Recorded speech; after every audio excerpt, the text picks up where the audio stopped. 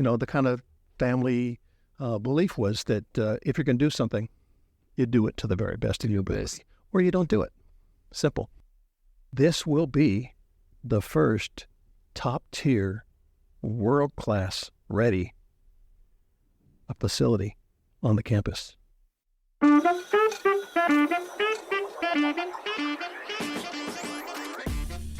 Welcome to TSU Human Performance Sports Science Podcast, where we dive into the fascinating world of sports science and innovation, right here at Tennessee State University. We are your hosts.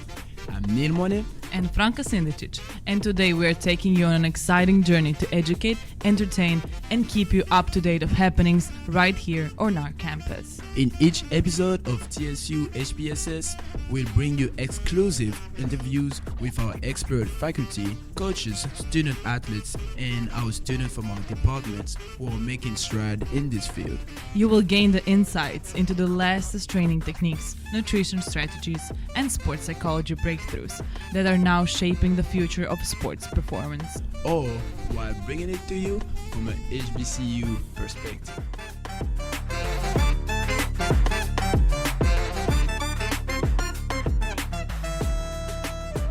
Today with us is Dr. Bill Johnson. Welcome to our podcast. Thank you. So we're very excited about this podcast because you're our director of HPSS graduate program, and Neil and I are graduate students here, and we just started, and it's very intense, but we're learning a lot, and we love it. We love our professors. Well, that's good to hear. Yeah, and we had you in summer as well. We had an interesting class about the sports facility. Right. So can you tell us something about yourself? Sure.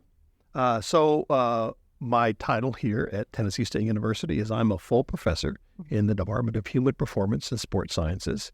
I have multiple roles here at the university. I'm also the Executive Research Director for our movement from Carnegie classification R2 to R1. I'm also the faculty trustee to the governing board for the university.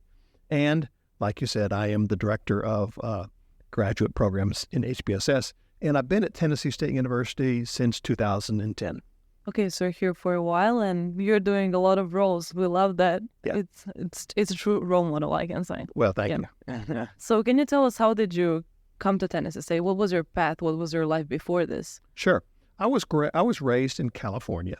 My father worked in the defense industry, the aerospace industry, and did some just phenomenal things. So I grew up in Silicon Valley, where all the action was happening. So before the computer big bubble in 1980s, the big thing was aerospace. And so my father, who did a master's degree at Ohio State University, his master's, this kind of sets the tone, his master's degree was inventing a form of radar that the Navy uses today. Nice.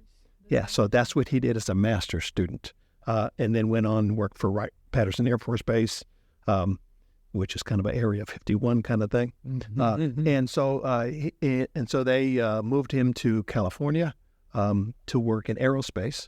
And so his specialty was communications and signal intelligence kind of stuff. So he and his team invented the downlink for the Gemini capsules, so we could talk to the space capsules and talk back. And he also invented the Apollo downlink. So when you see the Apollo moon landing, that's because of my father. Wow. Yeah. That is an interesting thing to know. Yeah. So he did. It was an interesting time in California because it was the problems. He doesn't like me to talk about his company this way because, essentially he was kind of like a spy. And so, but he did signal intelligence. And so what he did with signal intelligence was identify a problem and then come up with a solution. The point of that is that there were very, very high expectations of us. Yeah. And I have an older brother and I have a younger sister. My brother is a professional musician here in Nashville. And my sister is chief of staff of a hospital in Los Gatos. And so the expectations of performance in high school and everything we do was very high. Yeah. And, the kind of family belief was that if you're going to do something, You do it to the very best of your ability, or you don't do it. Simple. And so I can remember being when I was 13 years old, my grandfather sat me down and gave me the talk. And the talk went like this: what are you going to do to change the world? So, as you were saying, you grew up with a great mentor that is your dad, and your whole family was just built you to be the best of your best, right? So how did that bring you to TSU? How do you use that to work at TSU as well? Sure. Well, the first part is you got to get some degrees and qualify to get in, right? Mm-hmm. And so I did. I was running track and field when I was in high school. I went to De Anza Community College, which at that time was the #1 education performing institution in the country. And it was just down the street, which was nice. So I ran track there, and I ran cross country there, as a matter of fact. I ran 100, 200, 400, and I ran cross country. That don't make much sense. No, well, so it was really interesting. So I ran and did pretty well at De Anza, and got some offers, and ended up walking on, no scholarship, to Cal Poly San Luis Obispo. I had a private coach all to myself. It was a phenomenal time. So I went to Cal Poly. I finished with a bachelor's degree in physical education with the intent of doing teaching. I then went to Stanford University and did a master's degree while I was teaching full time and doing 2 other jobs. You got to pay the tuition. So from a young age, you were doing several jobs, multiple things. And once again, this whole thing comes through is, identify the problem, solve the problem, and do it to the best of your ability, or don't do it at all. So I finished Stanford. I took a job up in Northern California in wine country, teaching at a middle school and coaching high school. Had some athletes go to the state meet. And so I am the youngest track coach in California history to have an athlete in the California State Track and Field Finals. Until that date? I was 18 years old. Wow. Yeah. That is a big success. Yeah, it kind of sets up this whole kind of thing, right? Mm-hmm. So you do it. If you're going to do it, you do it. Hollywood. Okay. And so I worked the Olympic trials as a member of the training staff, shifted from the trials staff over to the organized committee staff, where I worked in something called the National Olympic Committee Center. So I did that. Went back to Idaho and did some stuff there. Ended up doing 1 year as a visiting professor at a visiting instructor, I guess technically, at Oklahoma University, at Fresno State for 4 or 5 years, and it ended up the way it works in higher education. If you don't have a doctorate, you can't stay. Yeah. So on day 1, they called me in and said, you need to work on a doctorate. So I would fly in to Albuquerque to do my doctorate at the University of Mexico every summer and simply just move. I live there. How challenging was that to move from a situation where you already worked for so long and now you got to go back to school? Yeah, it was really interesting because there was a whole group of us that did that. We all had university jobs. Okay. And so, and the students who, the doctoral, the graduate students who were on the UNM campus who didn't have university jobs hated us because we left our families, moved into these rental houses, and had nothing else to do. But that. So it was on big time. And so the level of quality of product and discussion just raised the roof. And so after that first semester, that first summer, the next summer, if you were a local graduate student, you didn't take classes during the summer because the intensity was just so great. But but it was a fun time. It was a good collection of people who today, are the leaders of programs all across the country. So I finished my doctorate. But before I had left Fresno State, I wrote a book in 1990, kind of a concept if you movement, an intro book, which I'm redoing right now, as a matter of fact. And so I just had this book come out, and so now I graduated with my PhD, and I think I'm just king of the world. But I had to resign my high-paying job at Fresno to go live for a full year in Albuquerque for residency. So I did that. So now I'm looking for a job, and I think I'm just king of the world. I got a new book out, I got a PhD, I got the Olympic stuff behind me. I'm king of the world. And I get interviewed at University of Utah. And the department chair hands me a 3-page sheet that says, here's what you need to do to get tenure. And they have a point value. So the article counts this and presentations this. And so I look on page 3. Okay. And it says, textbook, 1/4 of a point. You need 32 points to get tenured. And I'm thinking, what? This is insane. I'm never going to do this. So I ended up taking an assistant professor job at Stephen F. Austin for $12,000 less than I was making when I was non-tenured at Fresno State before I got my doctorate. So I took that job, which was a very good landing place. Then ended up going into administration at Lamar University, being a department chair at West Texas A&M, and then doing some other stuff, and moving eventually to the United States Sports Academy, where I headed up the sport administration program.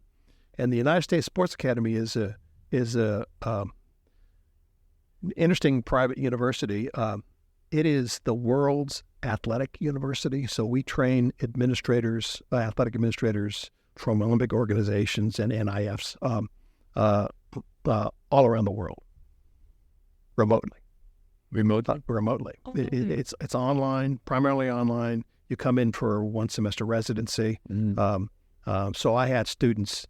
I had a cohort in China, South Africa, and Saudi Arabia, all the time. So it's 24 hours. It was pretty wild. I never heard about that. That's It was pretty wild, and it's pretty cool kind of thing. Pretty amazing. So what that did is it shifted me from being an athlete to the business side of sport, and so that's what I do here. So my expertise is sport business, sport management. And so my doctoral dissertation actually is, at that time, no one really knew what athletic directors did, kind of a secret thing. And so I hooked up with a guy by the name of Lynn Cundiff, who was in Georgia system, right? And he had done some preliminary research. And so I kind of followed onto it. And so I asked people, what do athletic directors do at Division I, II, and III? And did they make changes? We had a double dip recession, right? When the economy changes, who's doing these jobs? Who's doing tickets? Who's doing marketing? Who's doing compliance? What's your training for this? And so I asked all those questions for Division I, II, and III, all the way across the board. And came up and said, this is who's really doing it. And there's a dollar amount threshold at which you do it in-house. And above that, you bring in, if you're going to do compliance and you are high performing NC2A1, you better have a lawyer. So that's a lawyer. That's not a sport administration kid, right? And so what I did then is I built the listing of course content, of capability, for what you need for each of those roles. And so at that time, the area of sport management as a professional concentration was relatively new. So NASM, National Association, North American Society for Sport Management, right? They were brand new. And so my doctoral dissertation set the courses that you use to get certified. To that date? Yep. Nice. Yeah. So that brings in my curriculum background from Stanford, and now it's the business side. And so that's kind of how I moved into this. And so my expertise is, I'm old, and so I've been doing this for a long, long time. I've been doing this for 40 years. And so I bring a curriculum background. I bring a personnel background, a strategic planning and management kind of thing, facilities. I built multiple buildings, including the one we're in. I'm working on updating the current Ed Temple track at TSU. I have a good chunk of money, and we have signed a contract to redo that track. And I'll talk about that in a little bit. And so that's some good stuff. So what I teach is the facility design and management. Yeah. I teach strategic thinking, strategic management. Sometimes I teach sports finance because I'm a money guy. Okay. And so I teach those kind of things. That's what I like to. I'm teaching marketing right now, as you can tell, right? And so that's what I do. So the field of sport management and sport administration has changed since I was just starting out, right? Back in 1993, 1994.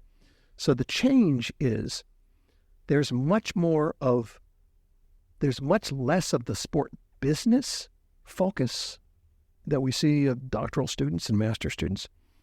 Much more of what I'm calling social justice is the social end. There's a heavy push for sport media and marketing piece, influencer kind of stuff.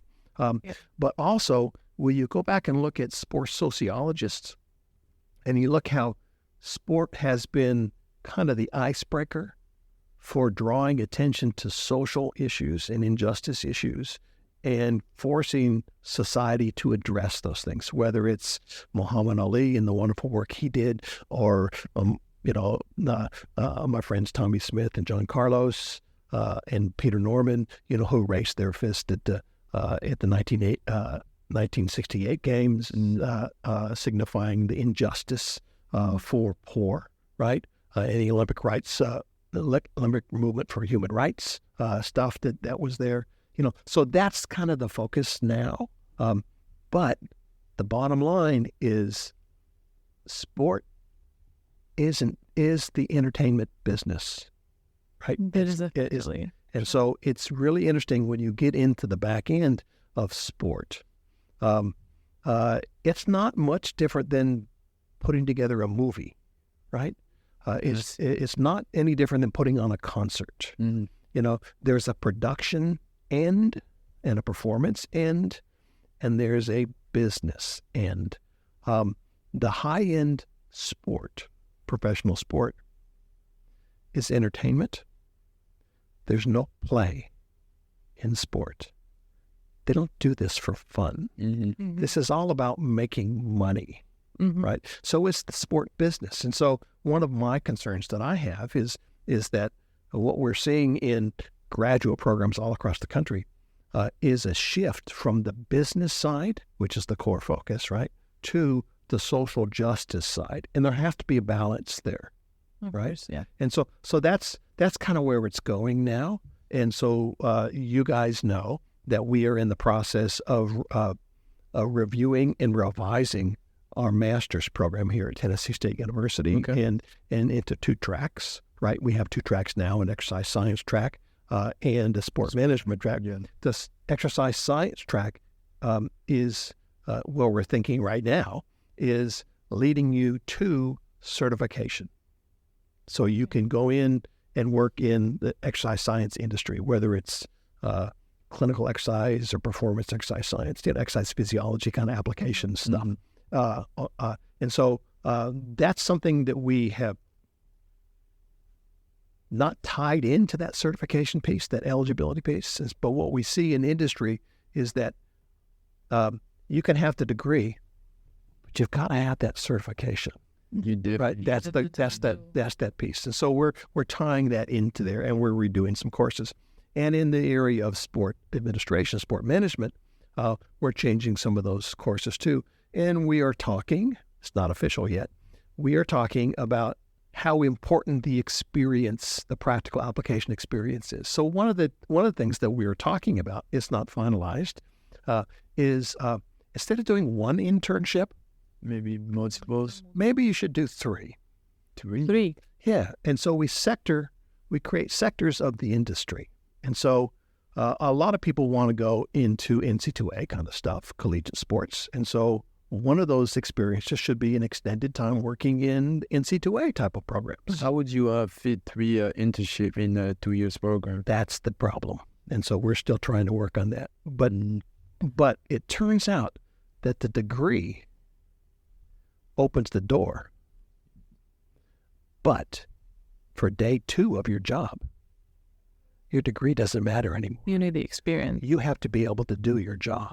And I'm getting the idea here because also sports administration, when I look at our classes right now, we have the finance, we have the sports law, we have the management, and all of them are quite so different and they differ when you go to work that day. So I think it's very important to actually experience all of those. Right. The applied piece is the piece that is so critically important, especially in sport management. So if one sector of the employment area is NC2A collegiate, we should put you there for some time.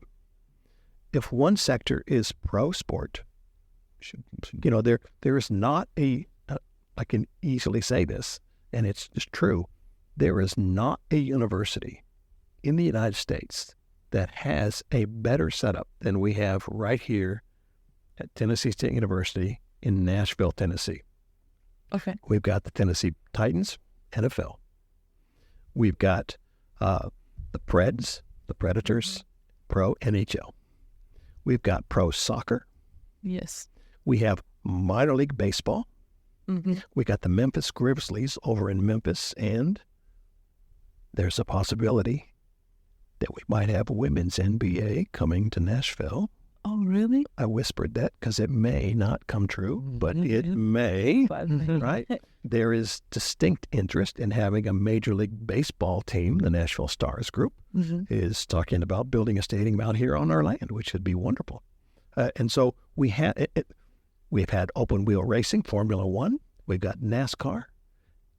Everything you could possibly want is here within 10 miles of where we're sitting right now. And we have relationships with all of those. If you go to Western Illinois University, what's the pro team? I really don't know. No. Nothing. What's the pro team for Illinois? Nothing. Who knows, right? So we've got all of them right here. So the opportunity for us to do in-house NC2A stuff and to place you with pro sports is phenomenal. But there's a third leg. There's a third piece. Public sport. And you get to experience all of them. And so that's public parks and recreation. It's private corporations. It's that kind of stuff. Yeah. So we're talking about having experience in each of those. Once you've done your core courses, your concentration courses, then we want you not just to know the stuff. Nobody's going to give you a multiple choice test except for me in class. Yeah. But you have to be able to do something with it. And so if we can validate that you have internalized the information and can use it in the internship, you are gold, right? So the number one candidate for employment across the country is going to be somebody who has the content verification, validation, and this significant experience working in all 3 sectors. Because they have the understanding of all of the different. Yeah, just think about the opportunity. If your job is to put on an event, say like a football game this weekend at Nissan Stadium, right? Isn't it the same as putting on the Taylor Swift concert or the Garth Brooks concert in Bridgestone? Exactly the same concept, right? And guess what? We can hook you up with those same groups, and you can be involved in the production and in the setup for those concerts. We can put you with the circus. They're all organized and based at Nashville. So it's an opportunity that most of the universities, maybe all of the universities, can't offer. Once again, the cool thing about the sports academy was I had the Rolodex, and they would take my call. The cool thing about Tennessee State University is I can put you with the pros. Yeah. That's also what we learn going to that special topic class with the talents and spending a week with the staff. We learned that Nissan Stadium it's not just a football field. They're having events over there that they're also part of, right? They're not just putting football game out there. They're putting like concert. They're putting other stuff to football, and they're getting money from it. Well, so Bridgestone Arena, where the Preds play, last year was the number one busiest and highest grossing concert venue in the world. Last year, yes. So for instance, we have a home football game, right? Vanderbilt's got a game, right? There's a whole bunch of stuff going on. Do you know the Preds are playing too? Yeah, I did that. In Nashville, for those people who don't live in Nashville, on Saturday, you have to decide what you're going to do. Yeah. Because there are multiple options. So much going on. Pro hockey, SEC football. I remember that week everything of Taylor Swift, which she performed 3 times back to back. Yep. Still crazy to me. But I remember that weekend, it was so many things going on at the same time. Yeah. And Nashville was packed because my parents were here for my graduation. Yeah. They could not book a hotel room. Well, so that brings us to what we're doing with the track here. Yeah. So I'm a USA Track and Field national official, and so we have a very rich and successful history at Tennessee State University with track and field, with Ed Temple and the Tiger Bells, over 40 Olympians in a very short period of time. Just phenomenal people: Wilma Rudolph, Ralph Boston, Wyoming Attias. I mean, the names are just unbelievable, and the history is just amazing. Our current coach, Chandler Cheeseborough, you probably don't know this, but she has the record for the fastest 400 meters in the Olympic trials ever by a woman. I did not know that. Today. Oh, she's still holding the record. And she is she has some weirdo distance, 300 and something meters indoor that she's like the world record holder. And so I encourage you to look her up. She's our head track coach. And so she took over after Ed Temple. And so what we're doing is we are redoing that track facility. New surface, new everything. And American Track League, which is like Diamond League in Europe that you see on TV. American Track League in the United States has a meet. They do 2 meets in Tennessee, one in Memphis, and one. It's called Music City Track Carnival. It's been a couple places. The last couple of years, it's been at Vanderbilt. This year, it's moving to Tennessee State on June 1st. It's televised on Peacock and on NBC. It is a pro meet. That means professional athletes, top-tier athletes come, the same ones you see in the Olympic Games. They come, and if you win, you get paid. First prize, second prize, third prize. And for us this year, June 1st is our meet. The Olympic trials for the United States is June 22nd.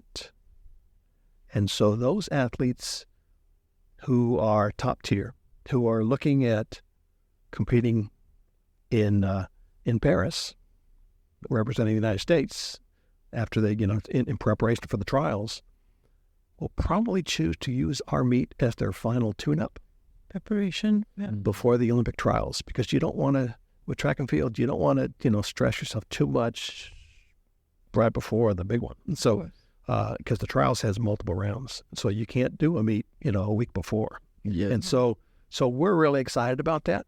And so we are going to be hosting that.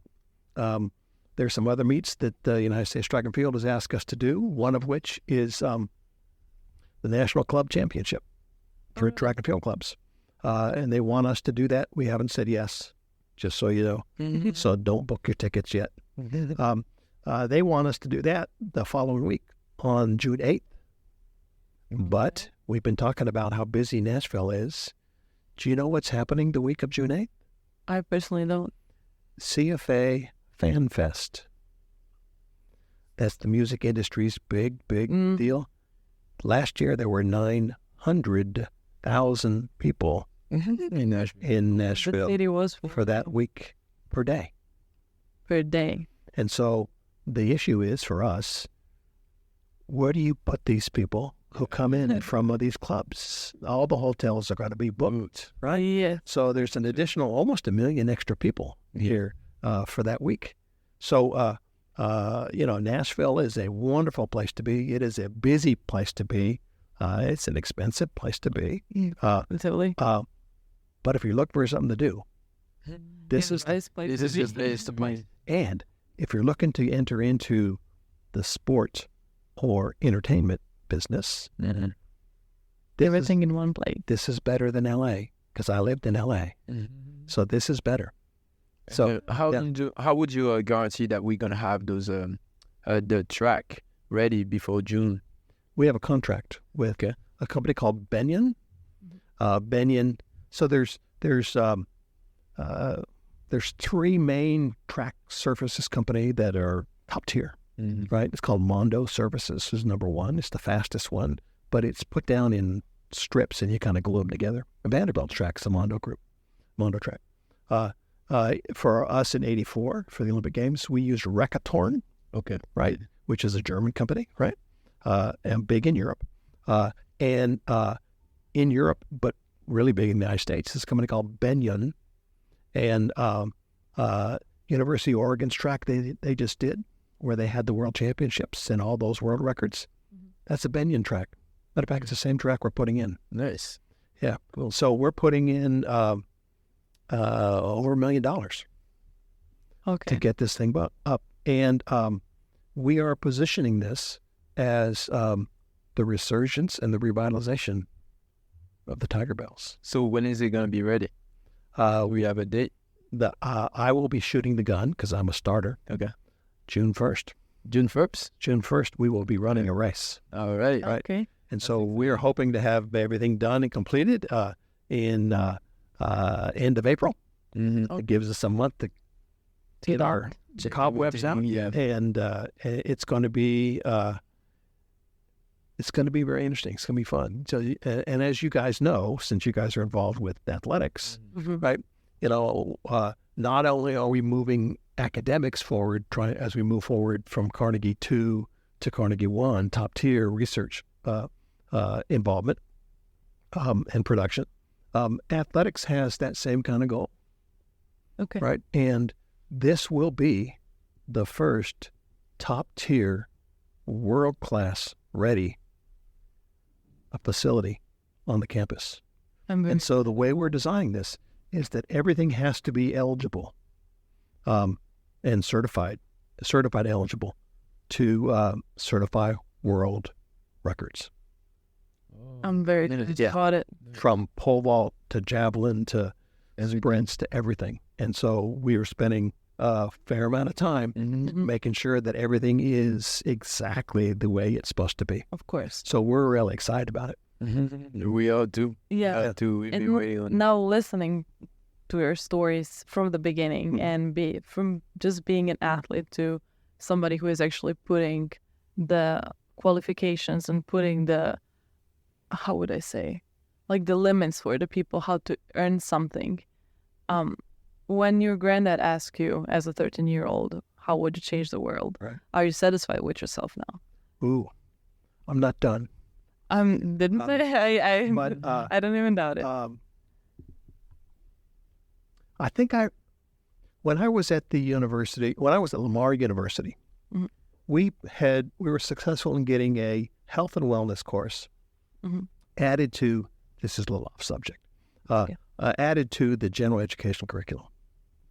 And in that, we had specific sections on cancer screening and all that kind of stuff. And heart attack screening, all that kind of stuff. And we never really,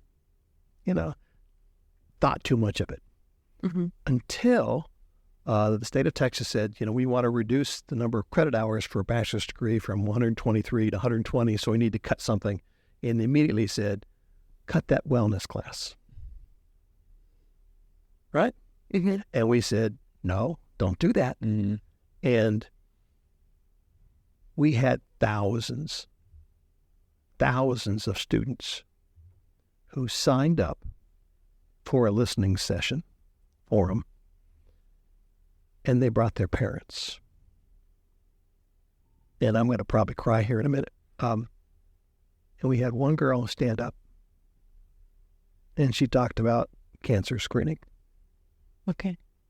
And how it saved her mother's life. Wow, that's very touching. That's impressive. Wouldn't have happened without our course. Yeah, class. Yeah. Yeah. She wasn't the only one. So, did I make it? Have I lived up to my family's desire for us to have an impact in the world?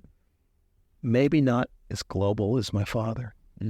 Maybe not as global as my great-great-grandfather or my great-grandfather who literally strung the telephone lines across the Colorado Rockies.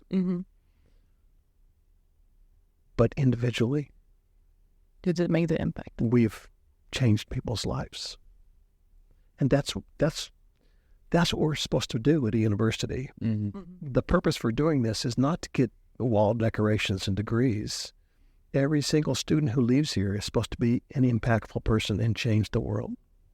Definitely. That's what we're supposed to do. So, yeah, it's full circle. Yeah, definitely. Very good. And you talked about the goals for our department now, about the track, about the athletics. Do you have anything else in addition? Well, tied in with that impactful element is one of our goals, and we're making significant progress, is increasing the activity engagement of our students off of our campus. It's not just working with the Titans, but it's also working with Natural Youth Council, health departments, public schools and private schools and agencies. And there's a mission statement for community colleges across the country, and of course we're not a community college, but the community college is supposed to be giving back to the community to make the community better as a result of you being there.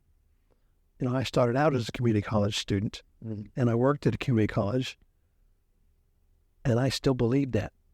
Even though we're a 4-year Carnegie 2 going to Carnegie 1 institution, we are supposed to give back.